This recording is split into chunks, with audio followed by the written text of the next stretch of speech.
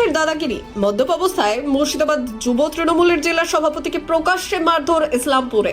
শুক্রবার আনুমানিক রাত্রি 11:40 নাগাদ ইসলামপুর বাস স্ট্যান্ডে একটি ফলের দোকানে বাজার করছিলেন মুর্শিদাবাদ বহরমপুর সাংগঠনিক জেলা তৃণমূল যুব কংগ্রেসের সভাপতি আসিফ আহমেদ।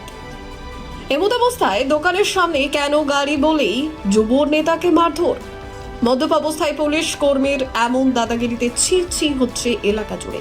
এর আগেও একাধিকবার ইসলামপুর থানার পুলিশের বিরুদ্ধে অভিযোগ উঠেছিল সাধারণ মানুষ থেকে শুরু করে সংবাদ মাধ্যম ও জনপ্রতিনিধিদের অপব্যবহারে। তবে এবার মদ্যপ অবস্থায় তৃণমূল যুব কংগ্রেসের জেলা সভাপতির গায়ে হাত ও অপমানের অভিযোগে বিরাট হইচই পড়ে যায় এলাকায়।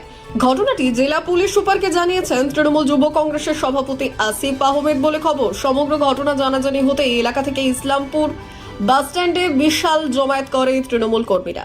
আমি যথারীতি বাড়ির দিকে ফিরছিলাম, এই ইসলামপুর নেতাজি স্ট্যাচু এইখানে একটা ফলের দোকানে ফল নেওয়ার জন্য একদম সাইড করে দেখুন রাস্তা অনেকটা ছেড়ে আমার গাড়িটা দাঁড়িয়েছিল। একজন মদ্যপ অবস্থায় বিপ্লব মণ্ডল বলে নাম, ইসলামপুর থানার একজন অফিসার, তিনি গাড়ির সামনে এসে দাঁড়ালেন এবং বললেন গাড়িটা সাইড করে আরও লাগাতে। তো আমি বললাম আমার ড্রাইভার ফল নিতে গেছে। তো কিছুক্ষণ পর 1 থেকে 2 মিনিট পর গাড়িটাকে সরিয়ে নিচ্ছে। তিনি কোনো কথা শুনবেন না, এখনই সরাতে হবে। ড্রাইভার গেছে ফল আনতে, আমি তো আর ড্রাইভ জানি না যে আমি এখনই সরাবো। আর রাস্তা থেকে অনেকটা দূরেই রয়েছে গাড়ি, আমার যেখানে রাখা সেখানেই রয়েছে। হঠাৎ করে তিনি তার গেটটা খুললেন, এমনভাবে গাড়িটা লাগানো ছিল যে গেটটা খোলার মতো জায়গা ছিল না। কিন্তু তারপর আমার গাড়িটা স্ক্র্যাচ হলো। যথারীতি আমি নামলাম। তারপরে নামার পর ওনাকে বললাম যে আপনি এই ব্যবহার কেন করছেন। উনি তখন ফট করে আমার কলার এবং আমাকে একটা মারে। তখন আমার সাথে যথারীতি তার হস্তাহস্তি একটা হয়। তারপরেও যখন সবকিছু হলো, তারপরও পাবলিক যখন ছিল, উনি যখন বললেন যে আপনার পরিচয়টা কেন দিলেন না, আমি বলছি আমার পরিচয় কেন দেবো? এটা যদি কোনো সাধারণ মানুষও হয় তার সঙ্গে আপনি মদ্যপ অবস্থায় এই ব্যবহার করবেন কেন? তারপরে উনি আরেকবার আমার গায়ে হাত তোলেন, সেটা পাবলিক সবাই দেখেছে। যথারীতি আমি পরবর্তীতে এখানকার ইসলামপুর থানার ওসি সাহেবের সঙ্গে কথা বলি। পরে আমাদের যিনি পুলিশ সুপার রয়েছেন এসপি সাহেবের সঙ্গে আমি কথা বলি। এসপি সাহেব যথারীতি তারপর বড়বাবুকে এখানে পাঠিয়েছিলেন।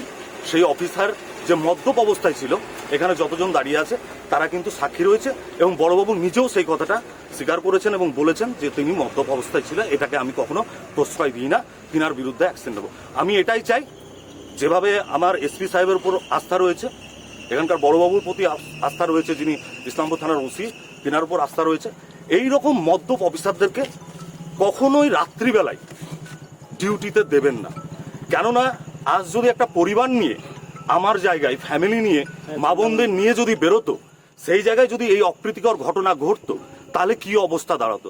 যেখানে আমাদের পুলিশ মন্ত্রী মাননীয় মমতা বন্দ্যোপাধ্যায় সব সময় তিনার নেতৃত্বে যেভাবে বাংলা সুরক্ষিত, সেই জায়গায় এই বিপ্লব মণ্ডলদের মতো লোকরা এই জায়গাটাকে কুলসিত করছে। তাই ইনার বিরুদ্ধে আমি প্রশাসনকে বলবো যথারীতি ব্যবস্থা নেওয়ার জন্য। এই তো প্রশাসন আছে, যথারীতি উনার বিরুদ্ধে যেন ব্যবস্থা নেওয়া হয়।